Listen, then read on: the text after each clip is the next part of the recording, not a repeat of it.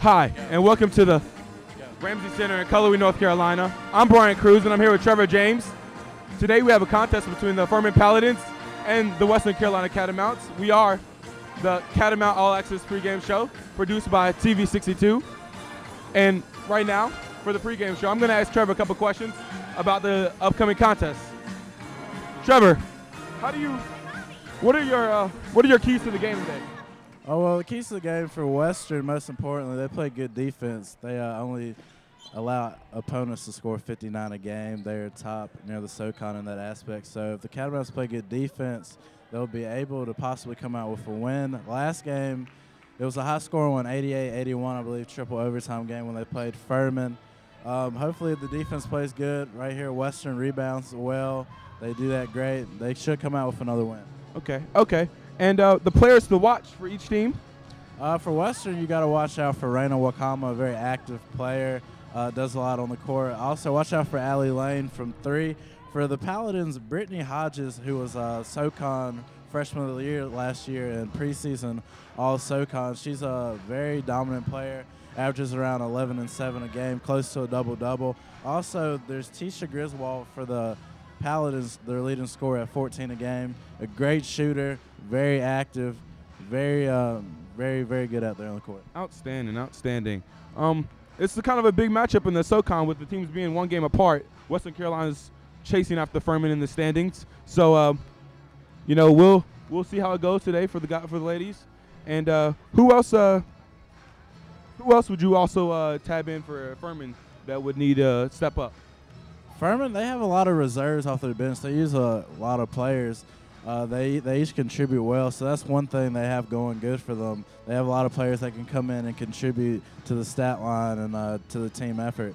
So they're a pretty good team coming off a win here, and hopefully it'll just be a good game like the last one we saw, and I'm excited for it. Outstanding. Well, I think that's all the time we have for today. We'll be back after the break with Trevor James and Caleb Rutherford on the call.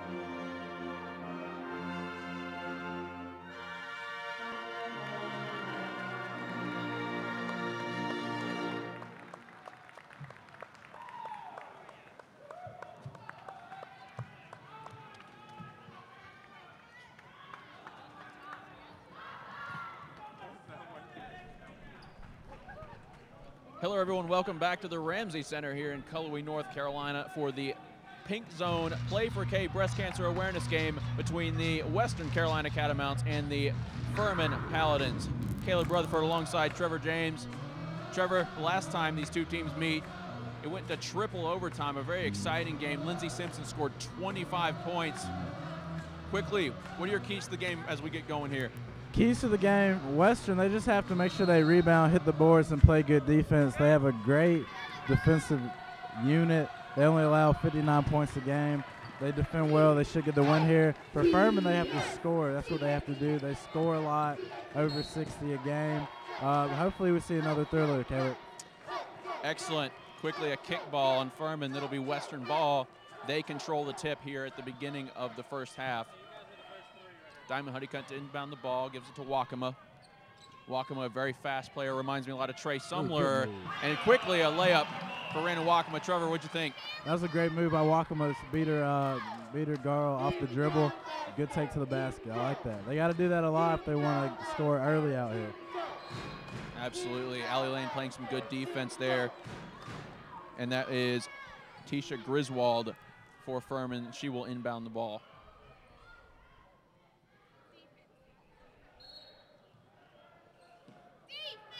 Griswold gets it to Morrissey.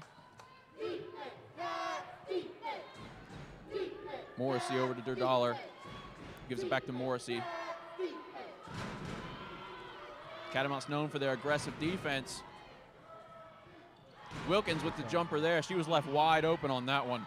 Too wide, too much space out there. The defense was slow rotating, and she found the hole and was open for the shot.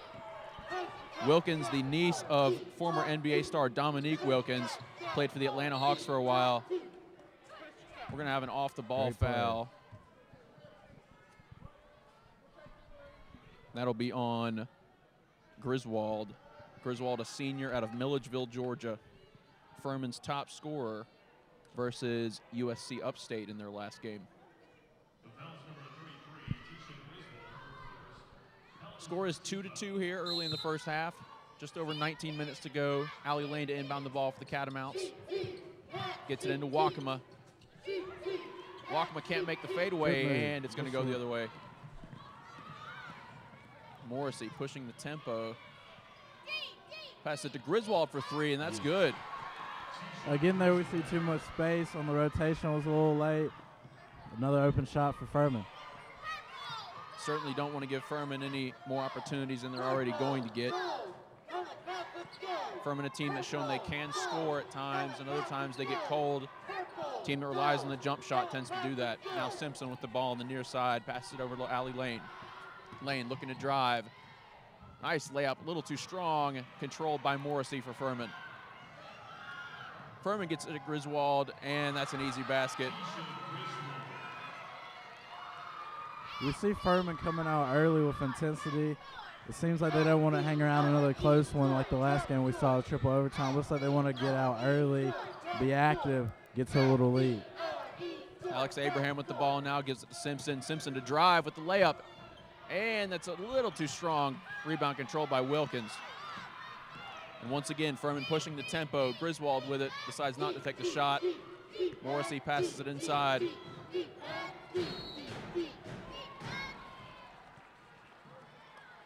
It looks like we'll have an offensive foul on Furman. Good job by the Catamounts to draw the foul there. Stop the bleeding early here. 17:40 to go in the first half. 7-2 in favor of Furman. Trevor, what are you seeing so far? Well, actually, on that play, I felt like Furman, Morrissey hesitated pulling that shot. She was open, looking first to pass. Again, showing the example. Furman looking out to get everybody active early. And I like the good ball work we're seeing. Catamounts kind of struggling right now to put up points. They haven't scored since the opening possession. You think it could be because Shauna Terry's not in the game? Oh, well, I don't think it's that. Terry is a defensive-oriented player, a great defender. I just feel like they haven't really got flowing yet, really haven't gotten into it. Well, I mean, we're only 3 minutes in, but hopefully that'll change. Durdollar with the ball, pass it inside, good intercepted defense by Wakama. Good defense by Wakama. She pushes up the court and gives it to Great Honeycutt, pass. who has a nice, easy layup to break the small slump for the Catamounts. Good job pushing the ball up the court there. Morrissey now pushes it right back for the Pallidans. passes it inside, and that was an easy layup. Too easy. That was Brittany Hodges out of Powder Springs, Georgia, with the layup there. That's one of the players you got to watch out for this game, Caleb. Brittany Hodges, a great player. SoCon Freshman of the Year last year, sophomore year this year, preseason all SoCon. She's going to be a player to watch this game. Looks like we're going to have another kickball in the Paladins. Catamounts will retain possession, down 9-4 here with 16:25 to go in the first half, and certainly with a team that has struggled like the Catamounts, getting behind early is not something you want to do. Allie Lane with the ball at the top of the key. She looks to drive, passes it out to Simpson. A little bit of ball movement. Simpson gives it back to Lane. 5 seconds left in the shot clock. Lane looks to shoot. Kind of an awkward shot, and that's an air ball, and that's going the other way. Again, another terrible possession for the Catamounts. And something you just can't have. Looked like Allie Lane rushed it there and unfortunately took a poor shot, and now it's going the other way. Morrissey brings it across half court, calling a play out for her offense. Gives it over to Wilkins. Wilkins being guarded by Wakama. Nice defense by Wakama. Derddollar with it, gives it to Wilkins, who gives it to Griswold. Now Morrissey has it, 6 seconds left in the shot clock. Pass tipped by Abraham, but Paladins retain possession. Morrissey throws up an awkward shot and manages to draw the foul. And Trevor, that was not a smart foul by the Catamounts there. It wasn't. They knew the shot clock was running low. You could hear from the crowd chants. One of those you just got to go straight up, not foul. You know they're going to rush the shot. Terrible foul decision right there by the Catamounts. And it's going to take us to our first break. When we come back, we'll have more action from the Pink Zone Play for K breast cancer awareness game. We'll be right back.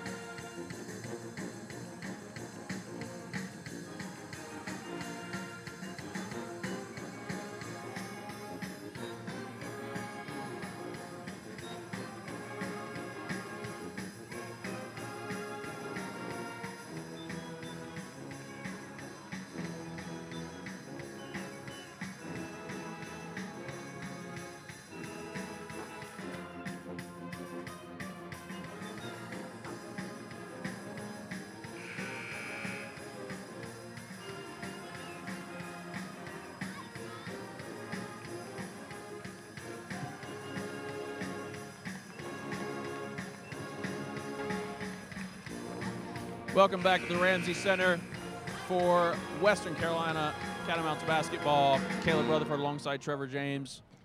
The Furman Paladins are up 9-4 here early in the first half. And now Morrissey is at the line to shoot two. The first of which is no good.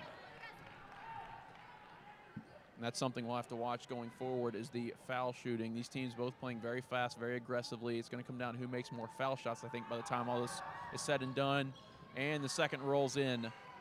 10-4 your score here as the Paladins put a full court press on.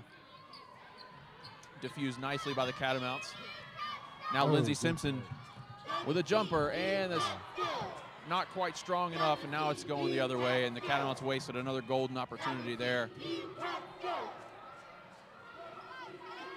Again, Caleb, going back to the earlier when Morrissey was shooting free throws, the Catamounts are 0-10 when the opponent shoots more free throws than them. That's something we're going to look out for here today. We see Furman get to the line early already, so that'll be something to watch for. Very good stat, Trevor, and I'm a big believer that free throws win games and that you should be making 9 out of 10 free throws every time, but unfortunately it doesn't always work that way. An errant shot by the Paladins as shot clock was expiring. Gives the Catamounts the ball. Diamond Honeycutt inside. Mismatch there. Oh, not strong enough. Honeycutt's got to make that. She had a clear size advantage on Morrissey there and just could not put it up. Good defense by Morrissey. Well, that's something. That's a good development we're saying. You got to look out for the mismatches. Morrissey, a point guard. Honeycutt's got the advantage on her. She just got to capitalize on that. Yep. You're absolutely right. And now Diamond Honeycutt's being guarded by the much bigger Sarah Durdollar. Lindsey Simpson misses the three. Rebounded by Caitlin Murphy. Caitlin Murphy's a senior, someone who has started before on this team. Tied for 18th all time. Tied for 18th all time on the Furman Paladins scoring list. And now that is Lindsey Simpson. Janae McKinney with the ball now. Nice spin move inside. Got the ball stripped away, but was able to retain possession. So we're not seeing any movement. No one's moving to the ball. The offense is stalling out. They're having terrible possessions. Not sure what they called there. Looked like may have been actually double dribble. Hard to tell what the referee called there, but regardless, it is another turnover. Now it is still 10-4 in favor of the Paladins, 13:43 to go here in the first half. Morrissey with the ball now, bringing it across half court. Mackenzie Campbell checked into the game for the Catamounts. Nice pass inside to Butler, and that's going to draw a foul on McKinney. And here again, we see another foul drawn by the Paladins. Getting in there early, getting their free throw shots. Both teams with 2 team fouls. However, both of Western's fouls have been on shots, whereas both of Furman's fouls have been off or non-shots. So, okay, Trevor, what do the Catamounts need to do here to get themselves back in this game? Well, they just need to have better offensive possession. We've seen from what they've been doing so far, 7 minutes into the game, there's been a lot of isolations, they haven't been capitalizing on the mismatches. The defense also has to play better, rotate well. We're seeing people get open shots. But if they capitalize on offense and just start moving and flowing and get more active, we'll see them start to put more points on the board. Very good. Shauna Terry has checked into the game, and you mentioned Terry is a defensive specialist for the Catamounts and personally one of our favorite players. See if she can provide a spark for the Catamounts here. Butler makes the first of 2 free throws.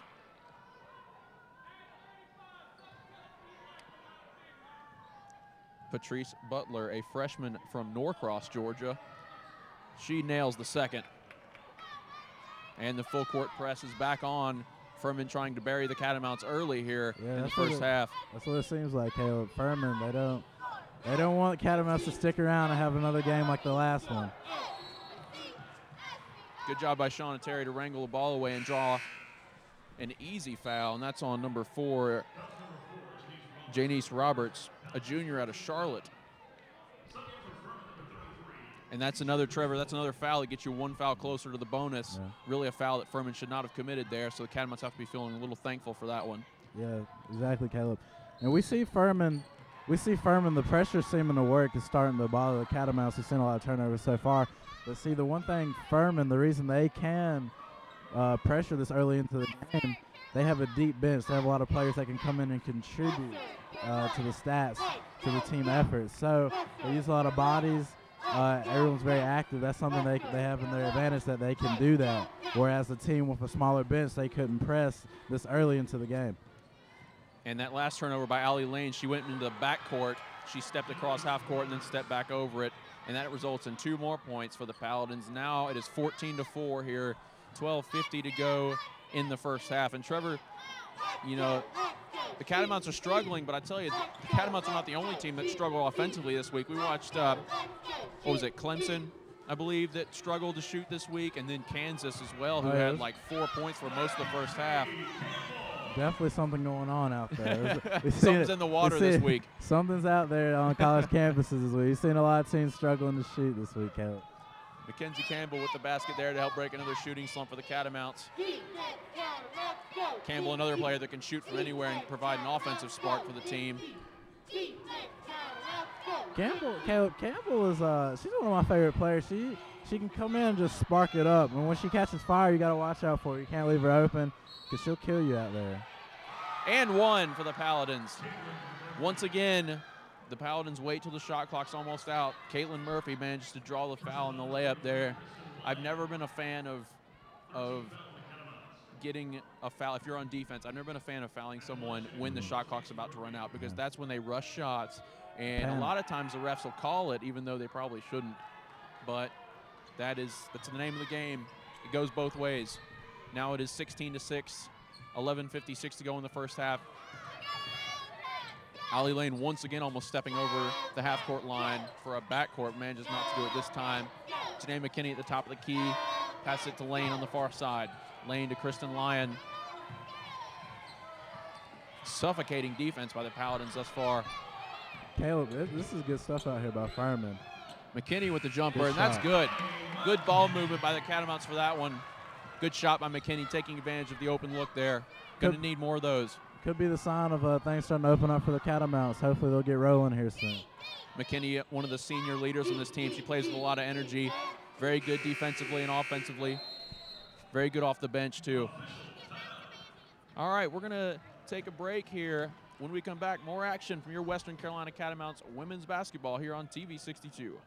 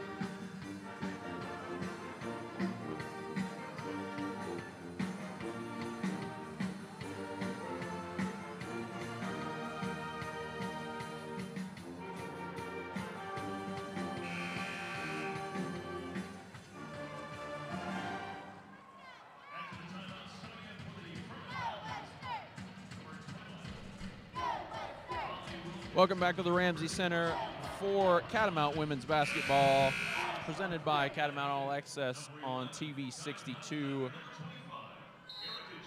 Furman Paladins up 16-8 here early in the first half. Paladins with the ball, and that's Griswold on the near side. Trevor, the Paladins are shooting extremely well right now, and the Catamounts are not shooting very well. Lights out. This is actually a role reversal because the Catamounts been known for playing good defense and holding the defense.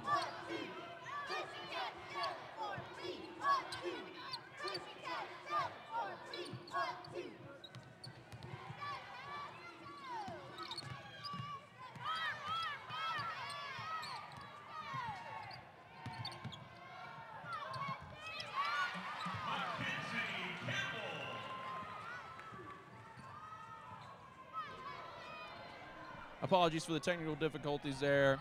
Mackenzie Campbell with the basket. Now the score is 18-10 here with 10:25 to go in the first half.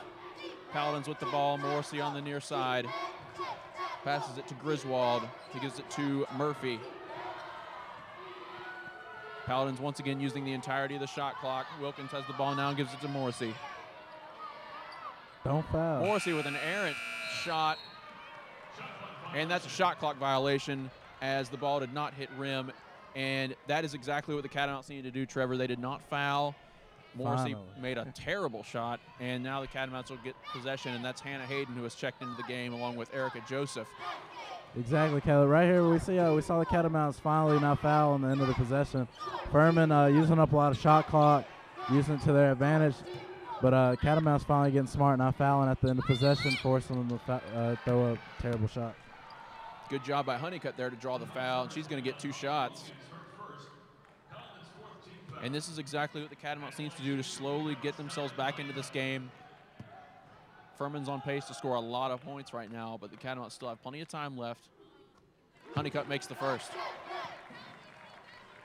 And actually, Caleb, so far it seems like a role reversal. The Catamounts, a team usually known for their defensive presence, nearing the top of the SoCon, I believe, 4th in defense, only allowing 59 points a game. We're seeing Furman actually play Catamount defense, and they're holding the Catamounts here so far to a low scoring output. And we'll see how that goes on during the game.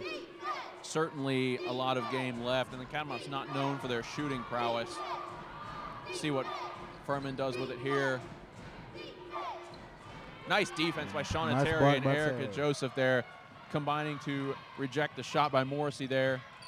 Now Honeycutt with the ball on the far side. Again, speaking on Shauna Terry earlier, one of our favorites, a great defensive player getting the block there. Yep. Campbell with a nice attempt. Nice rebound by Honeycutt. Could not finish. Got to capitalize on that. Yeah, if you're going to get second chances, you got to make them. Morrissey passed it to Griswold. It almost goes out of bounds. Nice save there. Now Griswold with the ball. Passes it out to Morrissey, who gets the play from their coach. It's actually kind of nice. She kind of faked like she wasn't sure what to do and then drove with the ball. Again, good defense by Terry. She's just so active down there. Really someone you like to have out there on defense. One of the schools, I want to say top 10 in blocks now. I believe she's 8. I think that makes her 8 away from third. I believe that last block.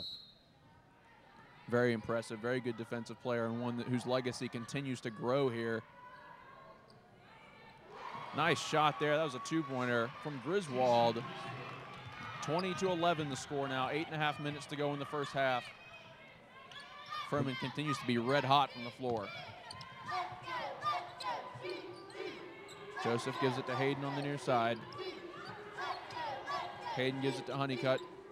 Honeycutt looks to drive and instead gives it to Hayden. Hayden drives and gets the ball stripped away. Good defense by Morrissey there. Looks like Hayden wanted a foul, but no such luck. Griswold at the baseline, driving around, and that's nice right there. It is nice, and I tell you what, this is starting to feel like one of those games where everything just goes in, like the hoop's a little bit bigger for the other team. Yeah, exactly. Morrissey comes out to defend Hayden, who is trying to call a play from behind half court.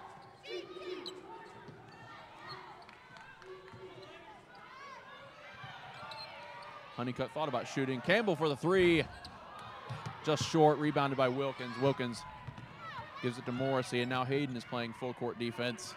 When you got Campbell out there, nothing wrong with a little heat check, because if she turns it on, this game's going to get close really quick, Caleb. Absolutely, Trevor, but unfortunately when you take shots like that, you've either got to make them or get the offensive board, because missing them doesn't do you a whole lot of good. Griswold with a nice pump fake there. Honeycutt not biting, though. And they're going to draw the foul. Bit of a late call on that one. It looked like maybe they were going to give the block to Campbell, but no such luck. Tisha Griswold, Caleb, is one of those players that we had to watch out for in the keys to the game. She is the leading scorer for Furman, very aggressive. And we see that so far. She's getting to the basket, creating a lot of problems for the Catamounts, hitting the scoring docks early. She is very good. She's the leading scorer for the Pallidans. That brings us to our next break. When we come back, more action from your Western Carolina Catamounts on Catamount All Access, presented by TV 62.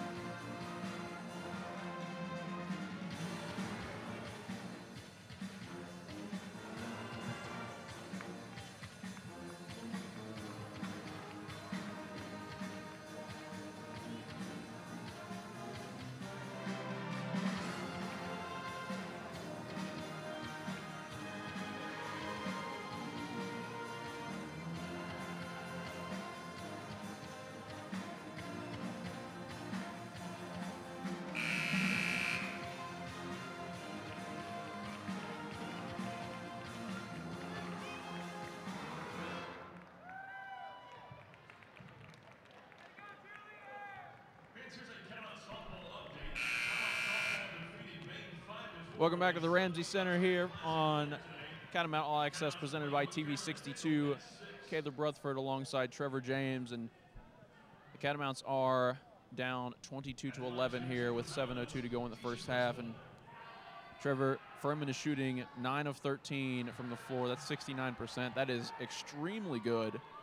That is deadly. And the Catamounts are only shooting 5 of 15 for 33%. And anytime you have a shooting disparity like that, it's hard to stay close, Caleb. It's hard to stay in the game when someone is over doubling your output. You know, you're just not going to win many ball games that way. Catamounts got to do something here on offense soon. They don't want it to get ugly. Catamounts this season have struggled, especially on offense.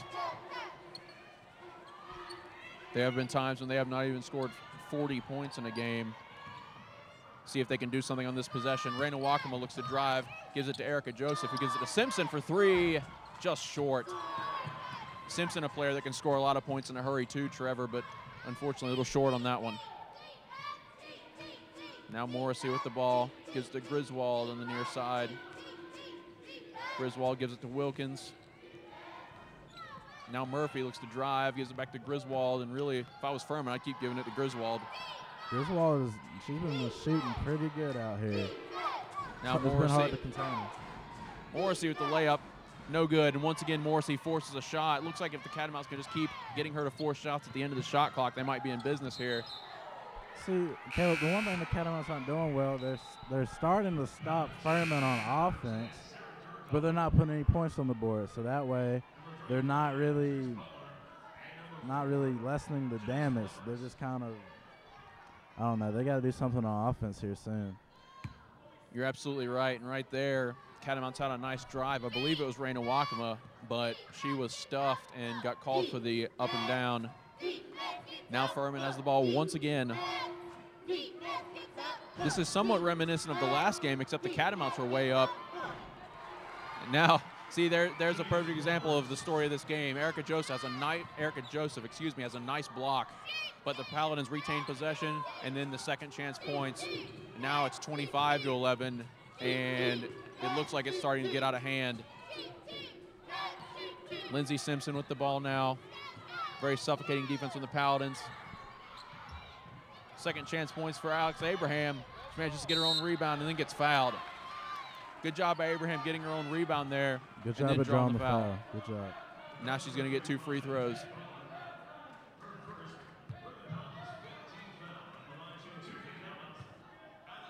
Abraham will shoot 2. And that's one thing, Caleb. These are very important free throws because the Catamounts, they cannot get down because they don't score a lot of points. They're a team that their defense prevails them out. And if they're not scoring and their defense isn't playing well and they get down, it's a rarity they come back and win the game. I believe 1 in 11 in games where they're trailing.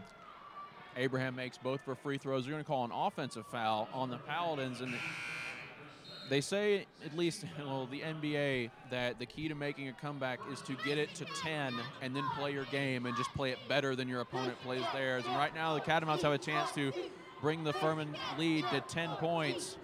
See if they can do it here, maybe make a little run before halftime. Yeah, Caleb, that is certainly true. 10 points is a manageable deficit, but once you get over that, it's going to get a little tough unless they come out playing their game second half. Still a lot of time here, though, with 5 minutes left in the quarter. Abraham inside. Hodges got her hand on the ball. Looked like the Catamount stripped the ball away, but it was off the Catamount player. Furman will get possession. I like what Abraham tried to do there. Unfortunately, Hodges got a hand on it. Hodgins is 6'1". Alex Abraham is listed at 6'0", so a little bit shorter. Offensive foul. Good job by Alex Abraham on that one. And again, we're seeing the Catamounts get a stop, but are they going to capitalize and put some points on the board? And that is one thing this team has struggled with all season. Their defense has been, by and large, very good, but their offense has been, by and large, pretty bad. They just don't put any points on the board. I don't even think there's a player that averages double digits. And again, we see another sloppy turnover, another sloppy possession by the Catamounts. That's not going to get them far. No basket for that one. Raina Wakama was knocked over, but they're going to call a foul on Wakama because she did not set her feet there. That's only the 5th team foul for the Catamounts, so it looks like Furman will just retain possession. The Catamounts are in the bonus, if that's any consolation to what's gone on thus far.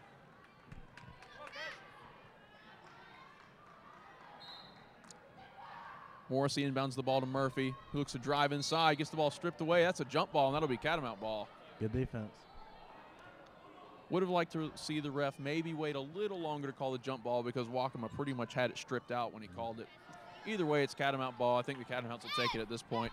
And again, a trend we've seen this game. This is 3 or 4 possessions in a row. Catamounts get the stop, but they can't score.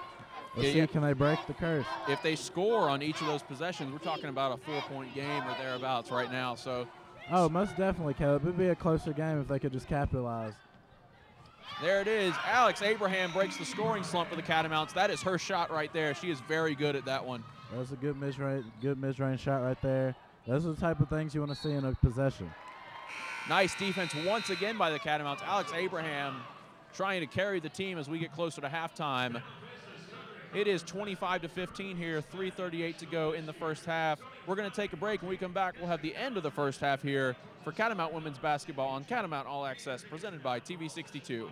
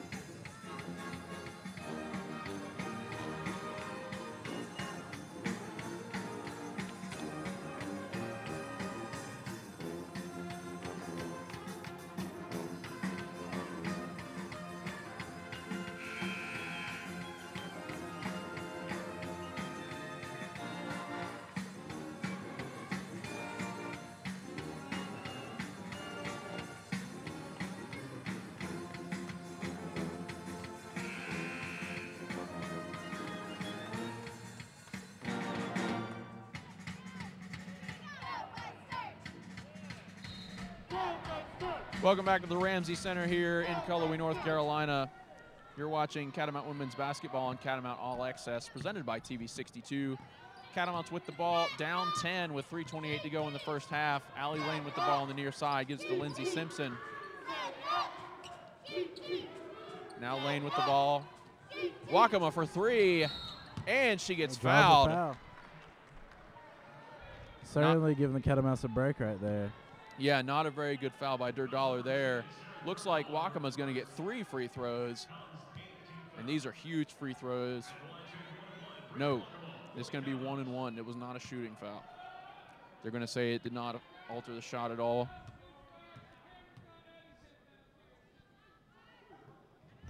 Wakama misses the first, and right there, gotta hit those. Wasted points. Wasted possession there. Not sure why that was a 1 and 1 unless the foul, I don't know. Me neither. Offensive foul. Good job there by Allie Lane setting her feet. That's the second or third charge we've seen the Catamounts draw today. They're doing a good job down there in the paint of disrupting that low post presence that Furman presents. Well, and that's a good adjustment by Coach Middleton for the Catamounts. You know, she could tell that Furman was trying to drive inside, so she changed her defense up a little bit and said, just set your feet. And they've drawn, I believe it's the 3rd offensive foul thus far. And once again, good defense by the Catamounts. And once again, they have, you know. Can they score? Simpson to drive, and that's going to be a foul on the Pallidans. And Catamounts are going to have some free throws coming up. And that puts the Catamounts in the double bonus here with 2:50 to go in the first half. And another way when you're down is to draw fouls, get into the bonus, and get some extra free throws, essentially. Now Simpson with a chance to make it a single-digit deficit.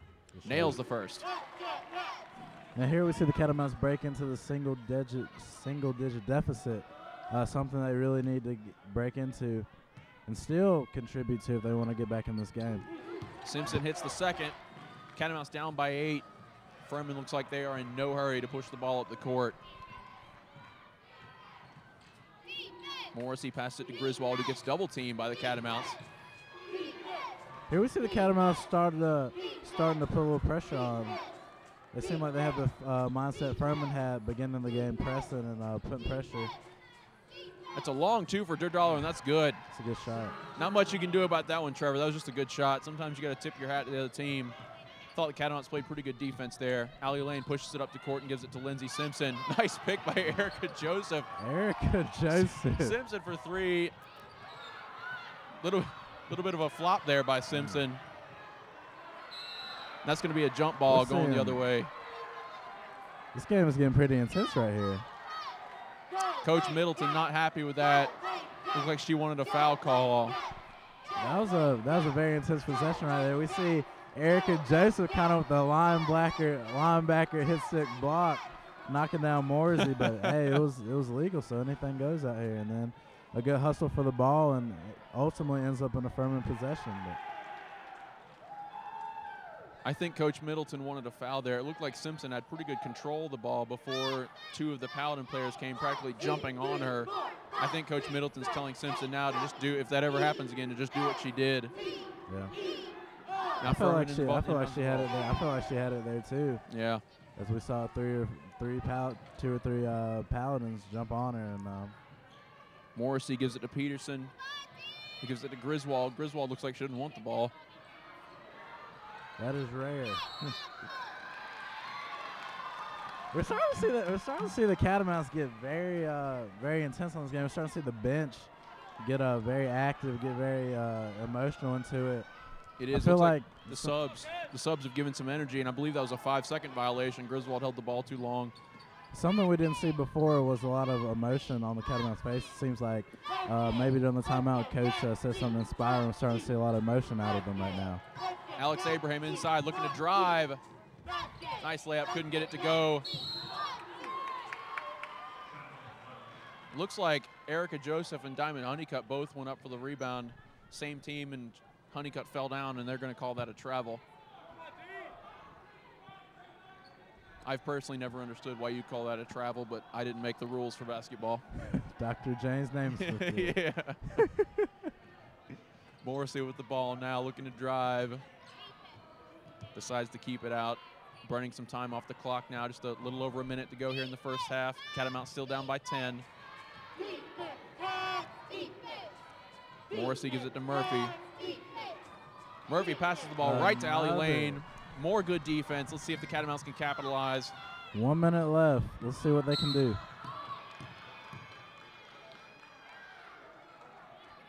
That's going to be a foul on Caitlin Murphy, and kind of a silly foul for the Paladins. Now the Catamounts are going to get free throws, and when you're shooting free throws, the clock isn't running, and that's a good way to get the deficit down. Finally starting to see that Catamount defense we're accustomed to. Finally, it's about time.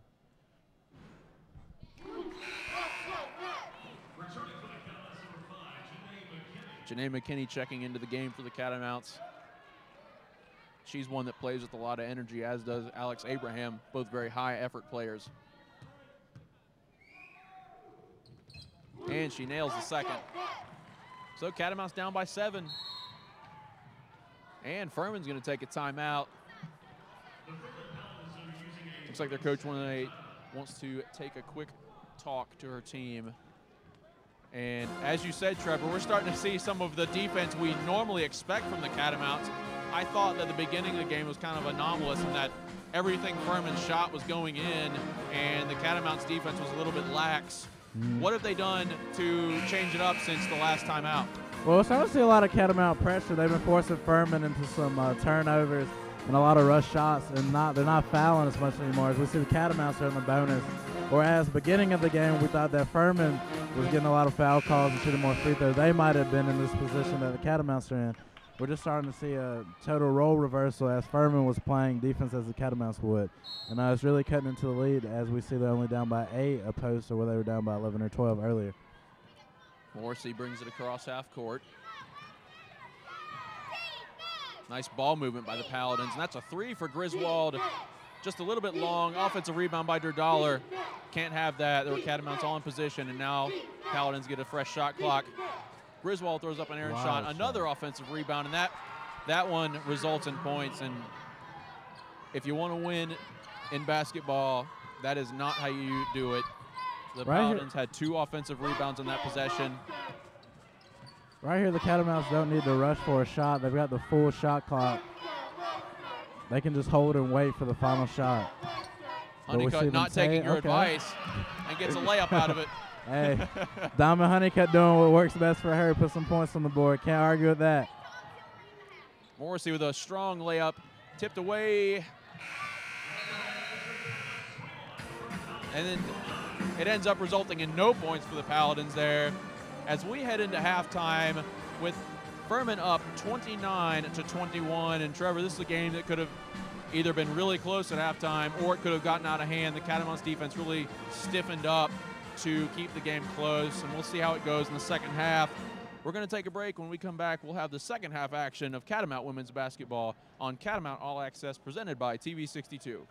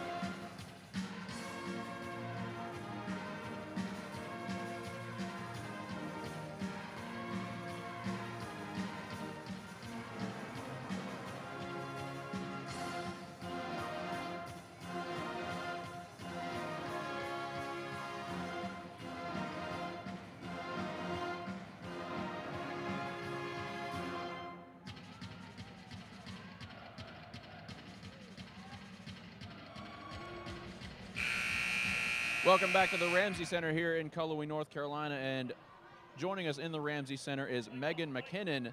She is one of many representing the Phi Mu sorority here for Pink Zone breast cancer awareness. Certainly something that has affected everybody at one point or another. We're back for second half action here. Catamounts are down 29-21 here in the second half. Alex Abraham with the ball gives to Allie Lane, who passes it inside to Simpson.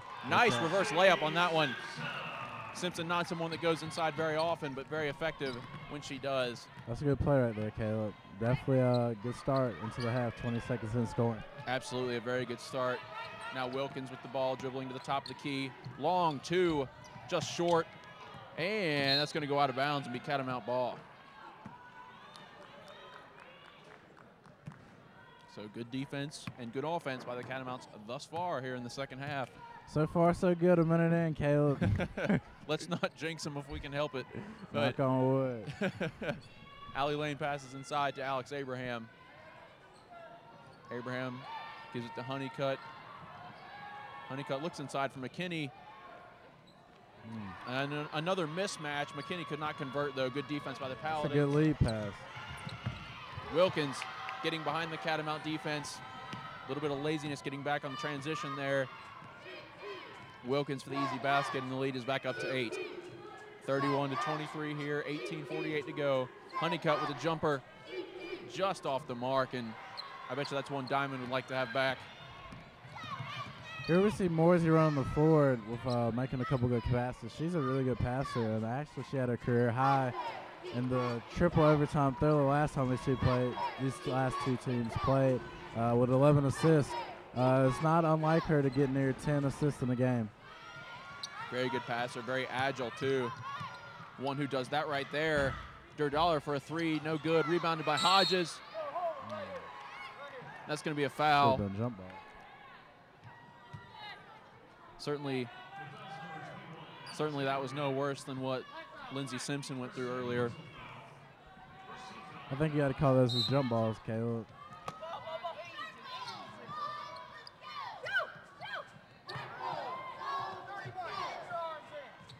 Wilkins passes it back out to Morrissey. Morrissey gives it to Griswold. Griswold has cooled down since the beginning of the game. Shoots it from the foul line, just short. That's going to be another foul on Alex Abraham. From here, it looked like she had a good box out, but apparently the ref saw something we couldn't see from this angle. But she may have hooked the arm of the player she was boxing out, and that's what it might have been. Paladins retain possession once again. Hodges gets to Durdollar. That's a tongue twister right there, I tell you. Here we see Morrissey go down again. That's the second time she lost her footing. And her shoe. Morrissey playing with only one shoe right now. I like the socks, though. Those look cool. I like the pink tip of the socks, although she might be wearing an ankle brace. She's slipping a little bit. They might have to call a timeout right here. Griswold misses the shot. Terry with the rebound, and the shoe. And the shoe is still over there. Shoe's still on the baseline. She's still going though. Look at that. I'm impressed because it's like playing on ice when you're on socks out there. Simpson for 3, and she swishes it. Simpson capitalizes. As you see Morrissey to the rest like, hey, I don't have my shoe on. Can we get a stoppage right here? And the ref sees the shoe and gladly stops play to let Morrissey put her shoe back on. But nonetheless, we'll see how that affects the Catamounts play as Simpson gets a 3 off with Morrissey not being capable to play defense with her shoe off, as it is slippery out here on the court. I'm proud of her for trying, though. She at least gave it her best effort. It was a great effort. Almost picked up a shoeless assist out there. Yeah. The lead is down to 5 for Furman. Scores 31-26.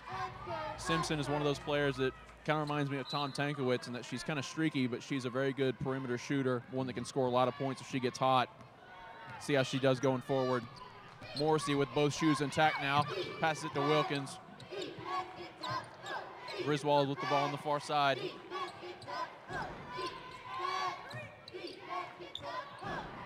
Now Morrissey with the ball. Gives it to Wilkins, pump fakes and drives inside. Passes it to Durdollar for a long 2, and that's off the mark. Rebounded by Simpson, who's going to push it up the court. Pass to McKinney, and that's tipped away by Morrissey. Nice hustle. Could not quite get to the ball in time. It was a good job by Morrissey. Nice awareness there. She's a speedy player out there, Caleb. Yeah, not the biggest player. Maybe actually one of the smallest. She's very quick. Showed her hustle there. Certainly why she's a starter for the Paladins. Listen, 5'5", so not the biggest, Caleb. Nice spin by Simpson there. Decides not to do anything with it and gives it to Allie Lane, who passes it to Honeycutt. Honeycutt gives it inside to Shauna Terry. Drives inside, going to draw the foul. Good job by Shauna Terry there. She'll get free throws for that one. Good take by Terry, recognizing she had the one-on-one. Good play right there.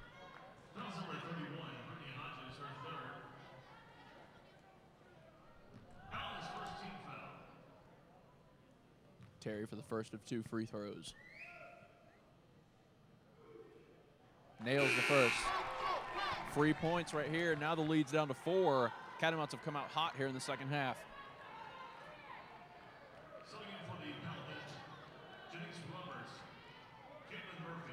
We see the Catamounts about to make it a one-possession game if Shauna Terry can capitalize on this free throw, but they'll only be down by 3.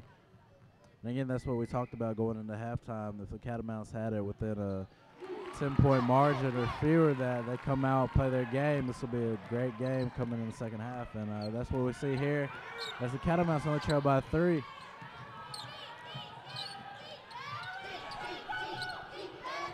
Janice Roberts on the far side. Murphy has it now. That's going to be a kick ball on the Catamounts. Pallidans will keep possession. Only 15 seconds left on the shot clock, though. They have Morrissey doing everything. She's their primary inbounder, I think, for the ball.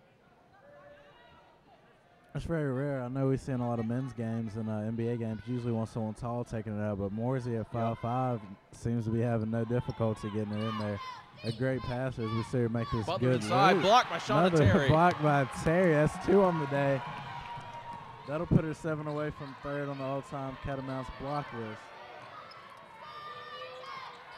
Terry's one of those that when you go inside on her, it is not an easy task. Throws up the shot, and that's going to be off a Catamount. I like the idea. The shot was kind of errant, but I like the idea nonetheless. That's going to take us to our first break of the second half. When we come back, more Catamount women's basketball action here on Catamount All Access, presented by TV 62.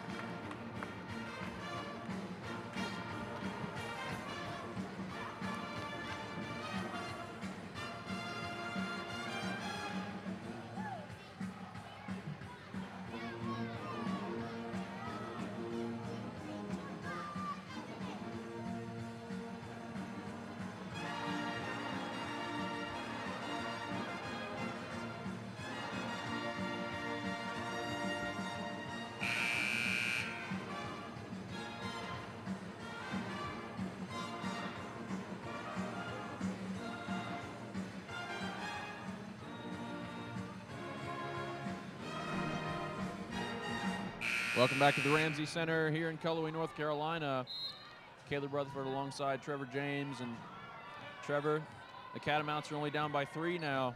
They've slowly creeped back into this game. Furman's shooting has gone ice cold, and Catamounts defense has progressively gotten better as the game has gone on.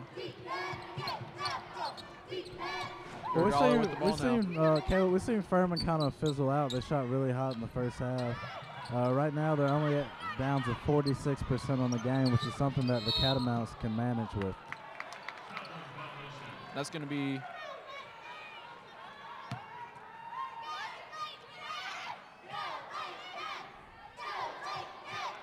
Furman has actually been ice cold. It's going to be a Catamount ball. It was a traveling. I thought for a second that was a foul. Furman back to the full court press. Catamounts defuse it nicely with some nice passing. Diamond Honeycutt with the ball. Had Lindsey Simpson open for 3. Now she's going to take it just off the mark. Rebounded nicely by McKinney. Puts it back up and draws the foul. Good job by McKinney there. That is exactly what the Catamounts need. Now they have a chance to bring it within 2 or possibly 1 point here. 2 free throws coming from McKinney. And Caleb, it looks like we're starting to see Furman go back to what they did at the beginning of the game by pressing the Catamounts. Maybe trying to see if they can break the gap and get back to a bigger lead by doing what worked for them earlier. But it seems like the Catamounts have a game plan around that. They had no problem with it as we saw it here early. And McKinney makes the second, but not the first, and now it's a 2-point game. In fact, that ball barely hit the net at all. It was kind of interesting looking. Now Morrissey with the ball. Passes it to the far side. That's Roberts. Roberts drives in. Nice drive there. Oh, here we see it. There it goes again, that Furman trap. As we see number 4 come up limping. Looks like Roberts may have hurt herself. She's trying to walk it off. You see Roberts leave the floor. Looks like she may have hurt her leg or ankle. But again, this Furman press has been very impressive so far. The number of turnovers have been caused by it. As we see another one come up here, Shauna Terry was stripped. It's going to be interesting to see, Caleb, how they keep going the trap, and can Western get around it as it's a close game. Griswold with the ball, long two, just off the mark, rebounded by Durdollar, who puts it back up. Ooh. And I don't know how that one didn't go in. Shauna Terry with the rebound there, gets it to Allie Lane. No full court press this time. Lane looks to drive inside. That's a good, nice layup there. A smooth take there by Allie Lane. Morrissey pushes it up the court, passes it to Butler, who can't handle it, and that's a turnover. Now the Catamounts have a chance to tie or even go ahead for the first time since the very beginning of the game, Trevor. And right here, it seems like Furman's going to continue to press. It seems like they have faith in their defense. As we see another late foul call there, but it looked like Furman was about to get another turnover. It's been frustrating for the Catamounts so far. Very good defense by Furman. Simpson looked like she might have been able to get the ball back. But already 3 team fouls for the Pallidans here. 14-16 to go in the second half. Pallidans are up 33-31. Catamounts have done a good job fighting back into this game. Pass inside to McKinney. McKinney drives, has an open lane. Cannot convert, rebounded by Terry, who McKinney was not ready for it and went off her leg. It was a good pass by Terry because McKinney still had an open shot, but you got to convert that the first time. Well, McKinney turned around, saw nobody was there, and tried to take it to the open lane. That's a layup you got to hit right there, no excuses. It is. Morrissey gives it to Griswold on the near side. Nice help defense by Terry. Morrissey has it on the far side now. Morrissey looks to drive. Met Shauna Terry at the top of the key and decided not to go. Griswold for 3, no good. Rebounded by Simpson, who's going to push it up the court now. One-on-one. No foul call. No foul. She caught. That's a but Terry draws the foul. Looks like that'll be free throws. Not sure, even if it had been an offensive foul, you thought they would have called something. Both players went down. No call. Now Shauna Terry's going to get free throws for a chance to tie the game. Well, Caleb, the no call to me, maybe that could mean that the refs are going to let them play a little bit here, as we saw first half and our early second half, a couple of fouls, jump balls were called. We didn't have a difference. They were close calls. Refs might be letting them play a little bit here as the game's gotten close. It's a good observation. I was thinking the same thing. Certainly an awkward sequence, nonetheless. Right there. Terry made the first free throw. The Catamounts are only down 1. Has a chance to tie if she makes this one. And she nails it. Tie ball game. We have a tie ball game here in the Ramsey Center. Tied at 33 with 13:25 to go here in the second half. Furman with the ball going in, and that's Morrissey with the ball. Morrissey gives it to Griswold. Griswold gives it to Durdollar, who gives it to Murphy. Now Griswold has it for 3. Off the mark to the right, rebounded by Durdollar. Good block by Shauna Terry. Shauna Terry with That's another block. Shauna Terry says, no, ma'am. Dikembe Mutombo finger wave. No, no, no. Shauna Terry, do not try to shoot on her.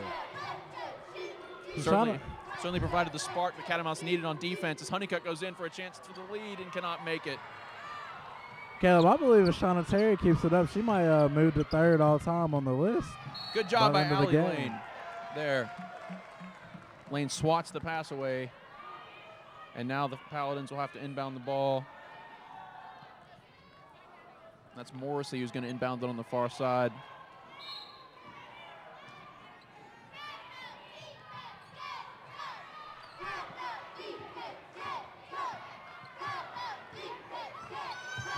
Morrissey surveying the defense. Passes it to Murphy. He gives it to Griswold. Griswold looks inside, does nothing with it, gives it to Durdollar for a long 2. Good shot by Durdollar there.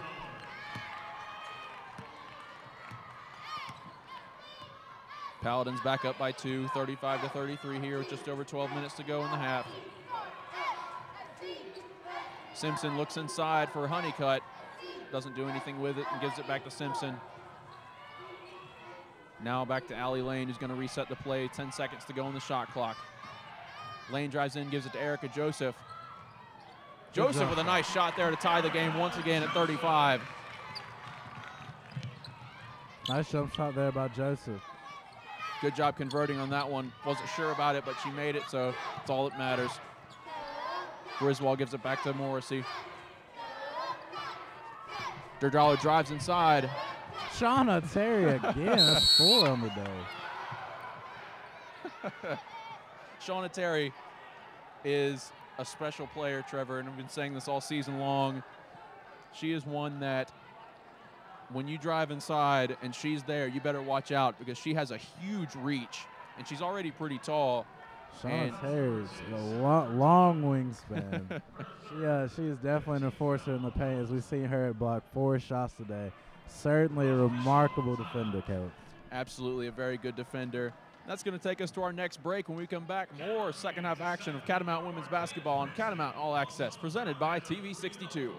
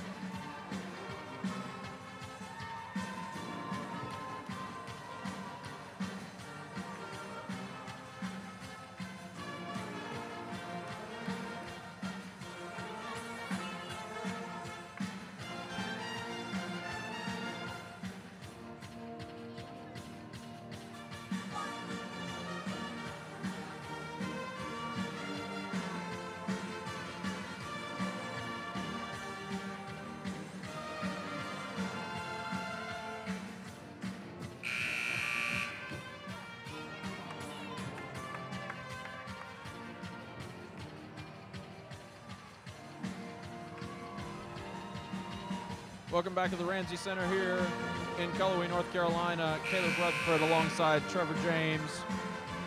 Trevor, a game that looked like it might get out of hand in the first half. It is now tied at 35 here. 11:24 to go in the second half. The Catamounts have a chance to take the lead for the first time since the opening possession. One big thing, Caleb, that contributes to the Catamounts getting back in this game, we saw Furman shoot 57% in that first half, which is very tough to defend against and very hard to get a win against. But so far in the second half, they've only shot 20%, 3 for 14, which, going to bring the percentage down to 43%. And that's something where if you get percentages in that range, it's easier for you to play that way, as we see the Catamounts in a tie game here with 11 minutes left. They say the hardest basket to make is the one that gives you the lead after you've made a comeback, and Diamond Honeycutt stepped out of the baseline there, turning the ball over to Furman. Furman has shown they can score when absolutely necessary as Griswold takes a fall down near the paint. No foul call there. Murphy with the long two, and that's short, rebounded by Hodges, who puts it back in the and one. And one.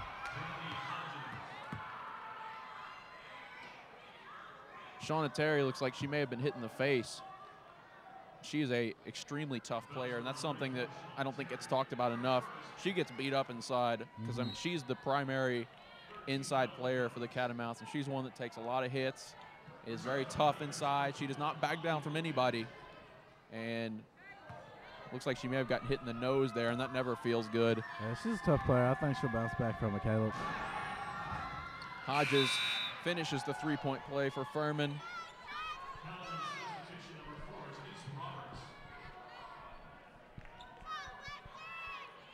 Now Honeycutt will inbound the ball. As we see Furman still trapping, still putting pressure on the ball full court. Ooh. That almost looked like a full court zone there. Very interesting full court defense there.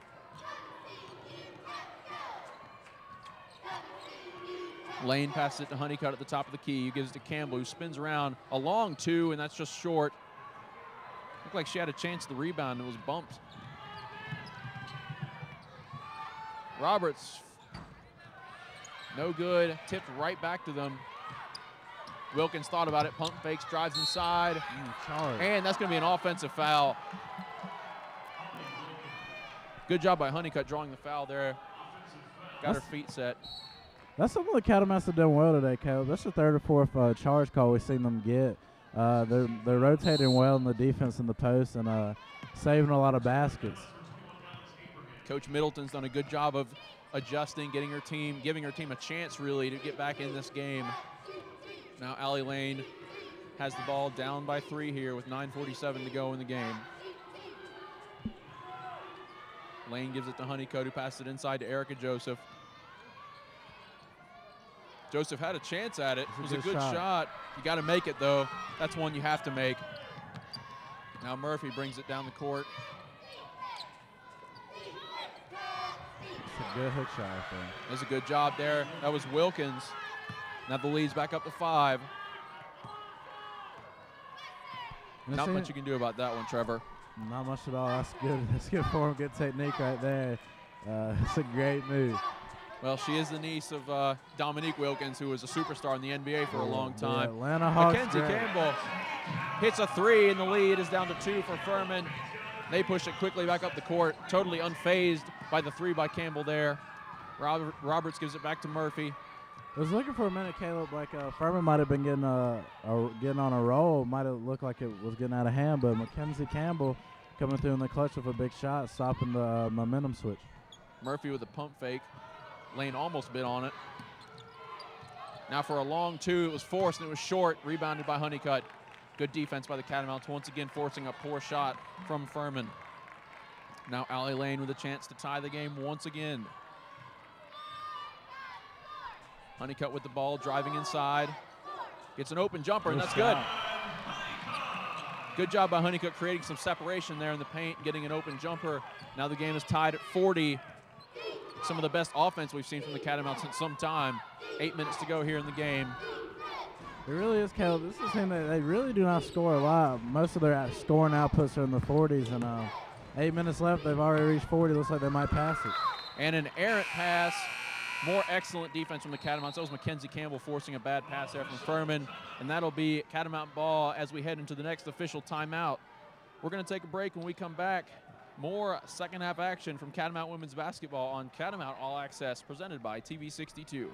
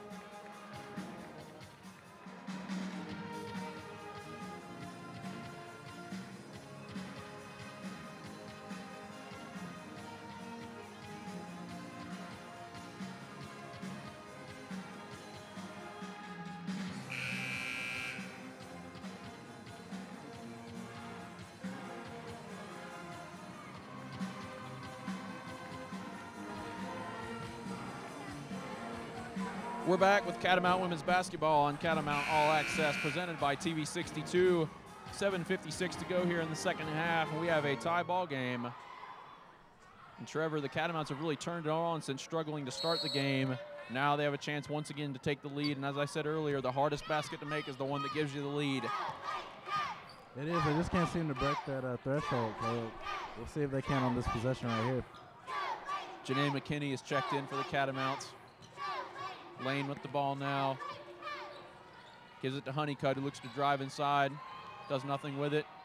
Alex Abraham now on the near side. Gives it back to Lane. 6 seconds on the shot clock. Lane drives inside. Nice spin move. Almost. No good. Tipped away. Good rebound by Lane. Good hustle right there. Good job by the Catamounts to tip it back to Lane. And now they get a fresh shot clock here. Another chance to take the lead. Honeycutt looking to drive. Drives inside on Griswold. Does nothing with it. Gives it to Campbell. Campbell back out to Lane. 12 seconds on the shot clock. Lane spins, driving inside on Morrissey. Nice pressure. Campbell for three. And that's an air ball off the mark, going the other way.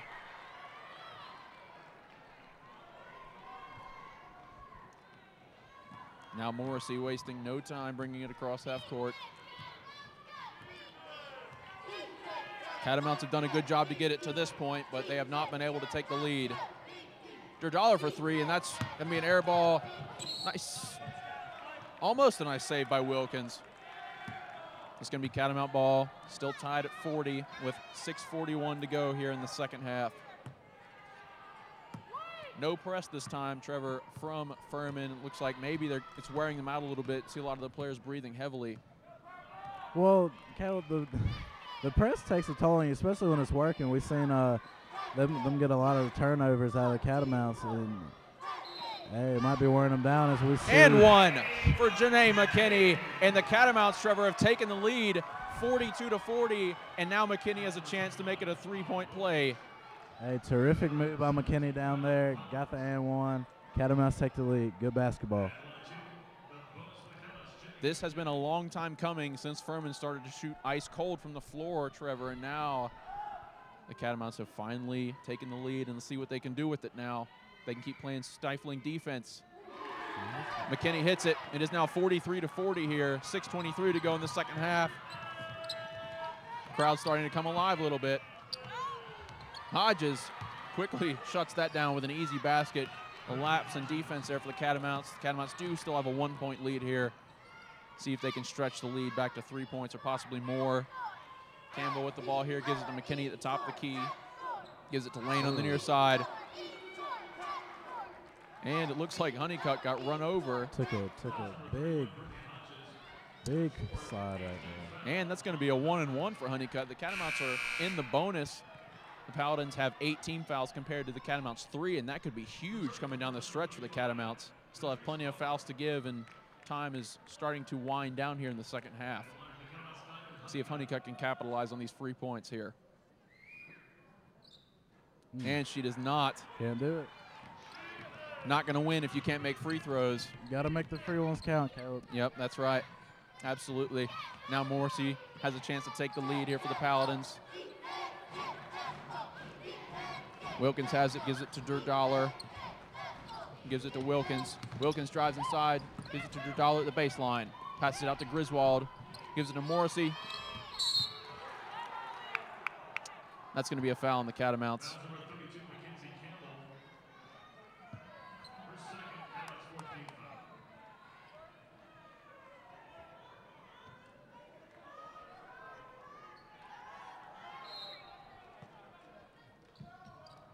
Inbound to Butler. Durdollar has the ball and gives it to Griswold. Griswold surveying the defense. Morrissey pump fakes and drives inside. Gives it to Butler, who gets the easy basket. Furman taking the lead once again. It is now 43, excuse me. 5:20 to go in the ball game here. This is going to come down to the wire, Caleb, as we see some great ball movement from Furman. I really like what Morrissey does on the offensive end. Great passer, as I said earlier. She has a lot of high assist totals in games, 8, 9, 10. Great numbers in that category, and she really moves the ball and gets all her teammates involved, and that works out good for them. Looks like we have a kickball on the Paladins. It's going to be Catamount ball on the baseline. Once again, Catamounts only have 14 fouls compared to 8 for Furman. And a mishandled pass by Diamond Honeycutt. It's going to be Furman ball. Honeycutt tapping her chest saying, that was my fault. Looked like she may not have been ready. It was thrown kind of hard. Now Lindsey Simpson back in the game for the Catamounts. Morrissey brings it across half court. Gives it to Roberts. Double team by the Catamounts. Good try by Simpson to steal it away. As we see Morrissey directing the offense. Good direction, good leadership. She's kind of like a field general for the Paladins. Telling everybody where to go. That's great stuff right there. She does not shoot the ball much. Another offensive foul, another charge taken by the Catamounts. Alex Abraham, I think, has taken at least 3 of them herself. I believe that's the 5th one for the Catamounts. It is, and it is. That's a big reason why the Catamounts are in the bonus right now, because they've been very disciplined on the defensive side. And now the Catamounts have a chance to take the lead again with just 4:22 left in the game. And then, Caleb, you got to emphasize on how big the art of the charge is, because if it's not a charge, it's going to be a foul, and those are going to end up the free throws for the other team. And we've seen 5. That's the possible 10 points. That's right. So big advantage for the Catamounts there. Good job by Coach Middleton. Wilkins for 3. That's a 2. That's a long 2. Her foot was on the line. So now it's 46-43. Good shot on the far side by Wilkins. Now it's a 3-point game here. Alex Abraham with the ball just inside the 3-point line. Gives it to Allie Lane, who looks to drive inside. Morrissey with nice defense does not allow it. Lane's going to take a 3. Just short. Rebounded by Simpson very nicely. Puts it back up. Just short once again. Abraham with the rebound. That's going to be Paladin ball. Hard to tell from here what was going on.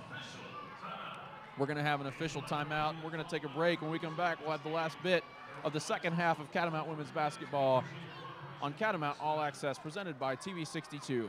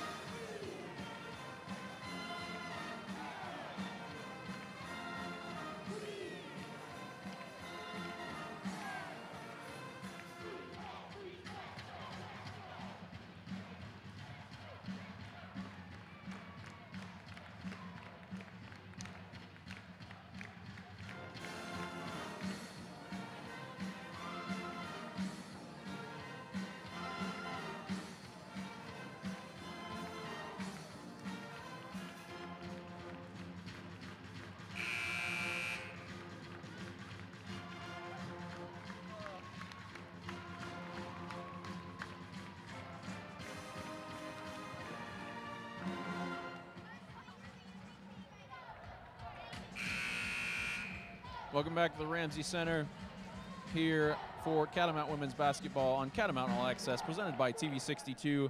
Caleb Rutherford alongside Trevor James, and it's a 3-point game coming down the stretch. And Trevor, Catamounts need to play some defense here on this possession. Yeah, Caleb, it's getting down to the wire as we see the 3-minute mark approaching. This is going to come down to a game of stops. And, you know, whatever team gets the most stops down the end here, I feel like we'll pull it out. Wilkins for long 2, just off the mark, rebounded by McKinney. Good box out right there. It was a very good box out by McKinney there. So Wilkins almost had a chance at her own rebound. Honeycutt with the ball on the far side. Looks inside, doesn't like what she sees, and gives it to Abraham.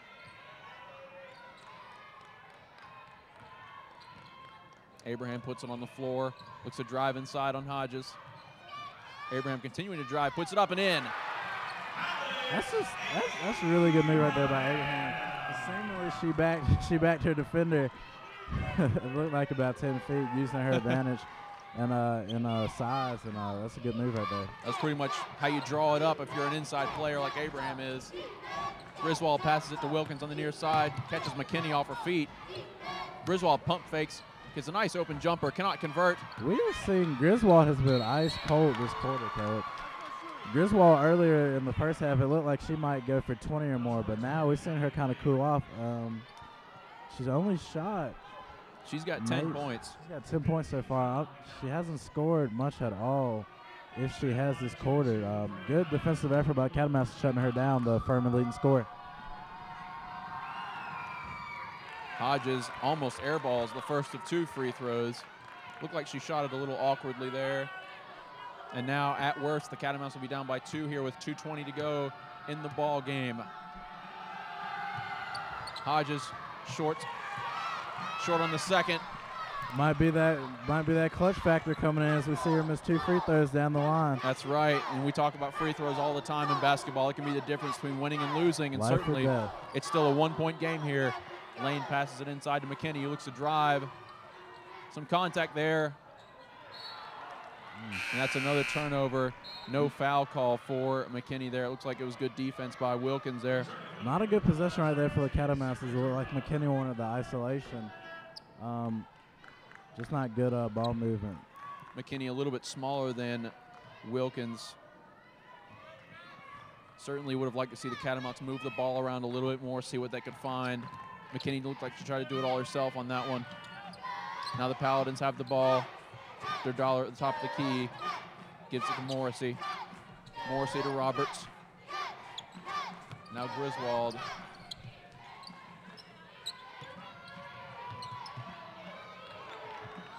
Roberts gives it inside to Dollar, and that's a bad pass, and it's going to be Catamount ball. Minute and a half to go now. Still a 1-point game. Minute and a half left, Caleb. We're going to see who wants it more down the stretch.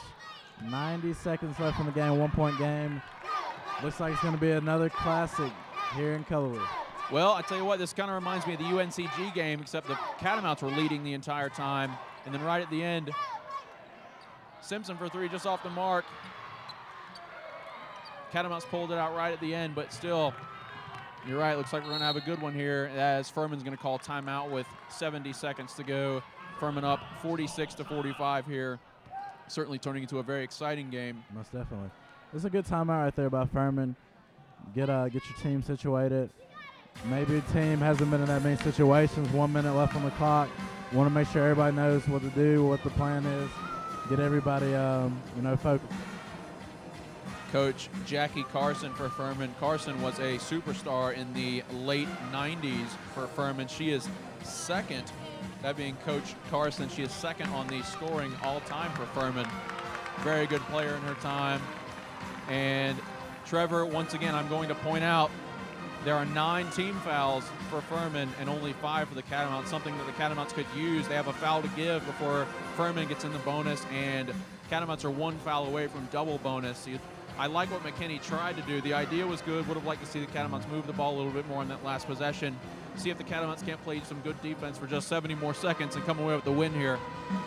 Well, Caleb, when it comes down to a close game like this with only a minute or so left, the Catamounts, they do have the foul possession. They do have the advantage there, drawing fouls. If they happen to take the lead, we're going to be looking at, Furman's on a tight road. You can't have any slip-ups, any fouling, or the Catamounts will go to the line. So definitely this can work out in the possession if they take the lead here in the last couple of seconds. Dollar will inbound the ball for the Paladins. The possession arrow is in favor of Furman, something to keep your eye on as we go in, because I know sometimes the end of games jump balls can be a big difference. We've seen a couple today. Yeah. Morrissey takes the ball, looking on the near side, and gives it to Murphy. Murphy gives it to Dollar, passes it to the far side to Griswold. Griswold wants to do something with it. Griswold's been cold, but I'm looking to see if she's going to step up right here down the line and take the shots for Furman. 7 seconds on the shot clock. It's going to be important defense for the Catamounts here. 3, Morrissey not sure what to do with it. Griswold with a nice shot, and that's an air ball. Air ball. And it was forced. Looked like Griswold wasn't quite ready for it. It was a good play design. She had the open jumper, but it was a little bit forced and short. And here we go, Trevor, 46 seconds. 46. Well, we saw Griswold come off the pick. She had a good shot, good look, but she has been seemingly cold this half. Not scoring much at all. I don't know what has gotten into it. She's below her season average. And Catamount possession with 40 seconds left. We'll see what they do.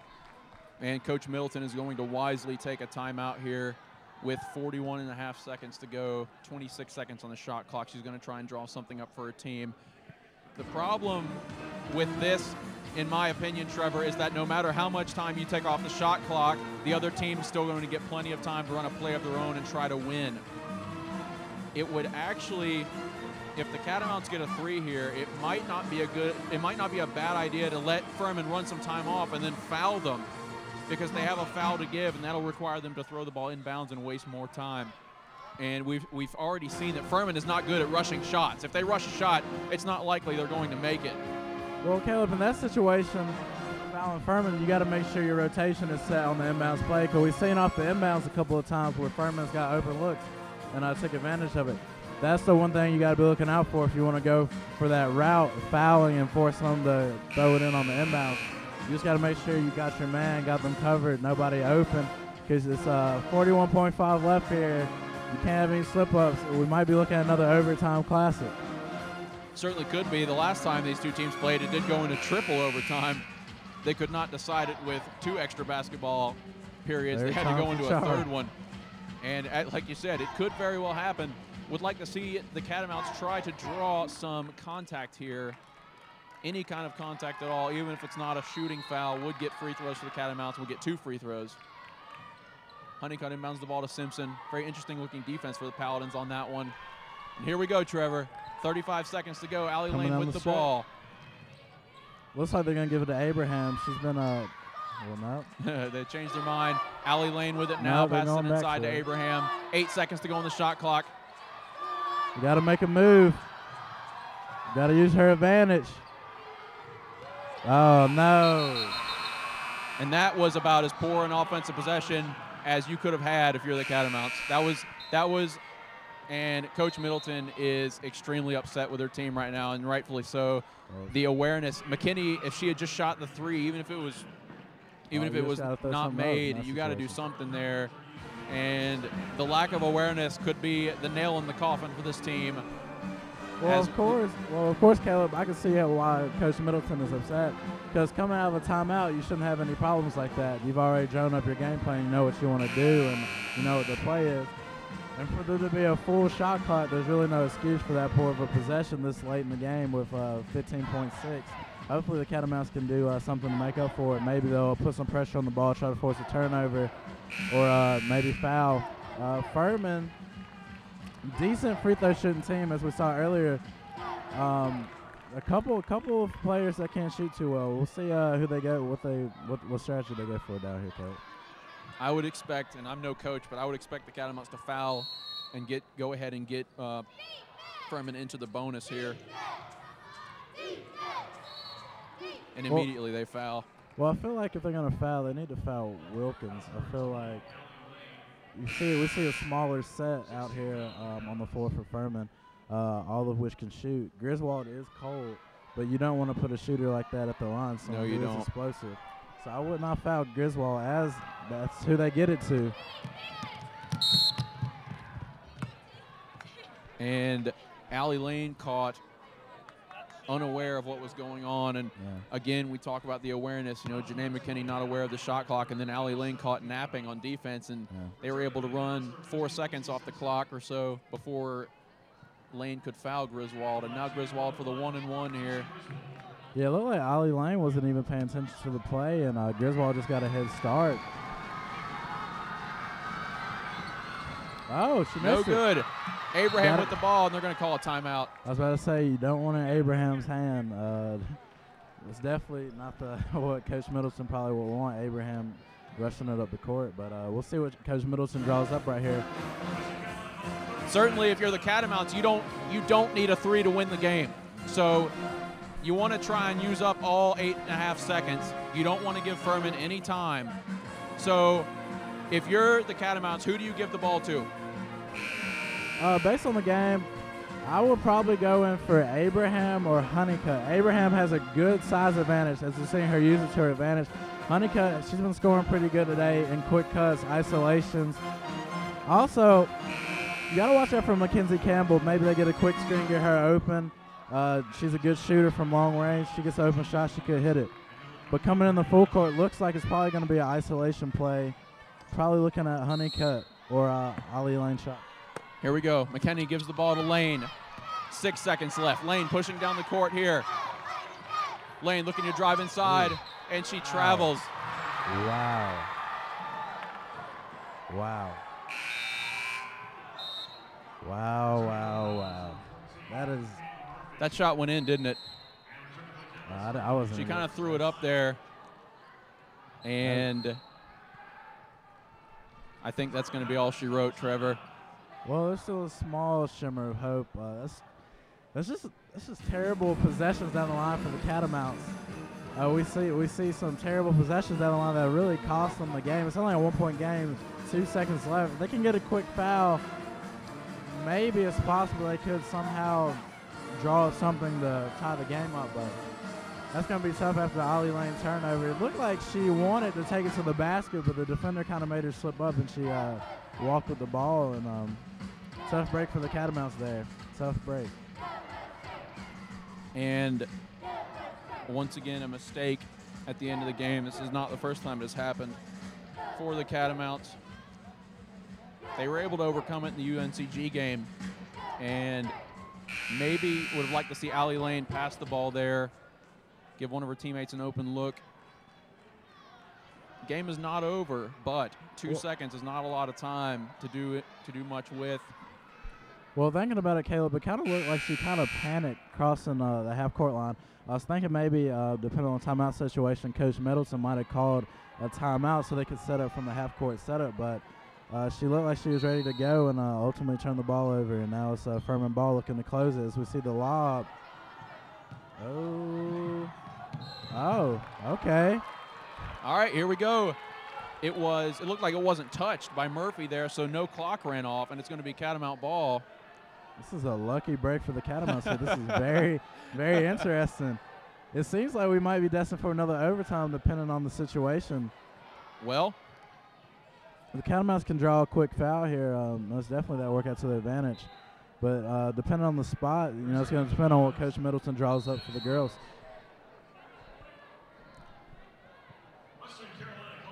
And they ran 0.3 seconds off the clock, so now there is 1.7 seconds left. And we saw, I believe it was Illinois versus Indiana. At the end of that game, it was tied, and they ran a little inbounds play from the sideline close to the three-point line, and one of their big guys got open because they got lost. Maybe something like that happens, but I believe they're going to have to go the length of the court with this. In this situation, what do you do? Well, depending on the spot, Caleb, it depends. Really where they get it. If it's a full court, you can try to screen and throw a lob and just try to get a good long shot attempt. It looks like they're going to get it full court. Really no time to call a timeout and move into the half-court set. They're really just going to have to get a quick screen and try to just get off a Hail Mary attempt. That's what it's looking like. Abraham looks to inbound the ball, throws it deep to Simpson, and it's intercepted, and that's going to be the ball game. And I believe, Trevor, the Catamounts are going to be kicking themselves for a long time because they let this one get away from them. The one that got away, Caleb, the one that hurts the most. Definitely a game the Catamounts could have won. It seems like they didn't pick it up until halfway through the first half. They were struggling. Stuff like that. You never know. Play your game the whole time. Probably would have came out with a win here, but that's all she wrote. Furman gets the win. Your final score, the Furman Pallidans 46, the Western Carolina Catamounts 45. We're going to take a break. When we come back, the Catamount All Access postgame show on TV 62.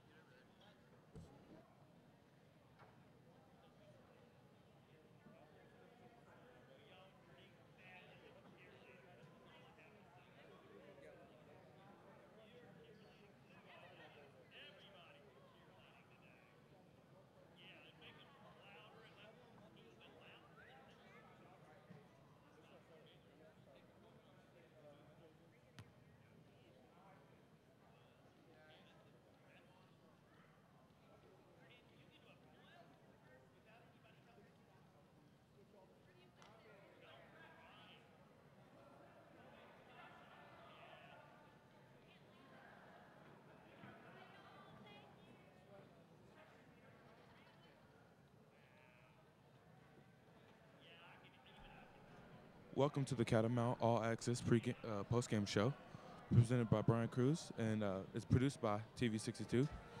I'm here with Trevor James, who did color and commentary tonight for the game. And Trevor, tell me a little bit about what happened this afternoon. This afternoon we saw a pretty close game. We knew it was going to be a good one. Looking at the first matchup between these two, a triple overtime thriller, high-scoring game. It was a close game here down the line. It felt like the Catamounts could have pulled it out. We saw a lot of bad possessions late in the game that ultimately cost them in a one-point loss. But it was a thrilling game here, good comeback effort. They just couldn't pull it out. Okay. And how do you feel about the execution down the stretch? Probably about 45 seconds left. We had the ball after a good defensive possession for us. Talk about that sequence of plays following that defensive possession. Well, we saw the Catamounts. They had a couple of attempts to win the game. They were in the bonus, so it looked like Janae McKinney on one attempt within a minute left in the game. She was trying to draw a foul, but she threw up an air ball, a bad shot. It was another bad possession. We just saw 3 or 4 bad possessions in a close game. The Catamounts really couldn't close. And then on the last possession, we saw Allie Lane with 10 seconds or so dribble full court, trying to it looked like she hesitated when she crossed the half-court line. Maybe Coach Middleton wanted her to call a timeout and set up something from the half-court set. But it looked like she her defender got her off track. She kind of panicked and turned the ball over, and just summed up the late game possessions for the Catamounts. Just not good execution down the stretch, and it cost them here in a close one. I agree. There was a terrific there was good effort from both teams. The beginning of the game kind of started off a little bit after the Catamounts. They came back and they showed a lot more energy towards the last 8 minutes or so of the first half, and the rest of the second half they played really well. But like you said, that late game lack of execution really killed them. But that's all the time we have here for you guys today. I'm Brian Cruz, and with me was Trevor James, and saying thank you, and we'll see you guys on Monday for the men's basketball game between Wofford and the Western Carolina Catamounts. Thank you.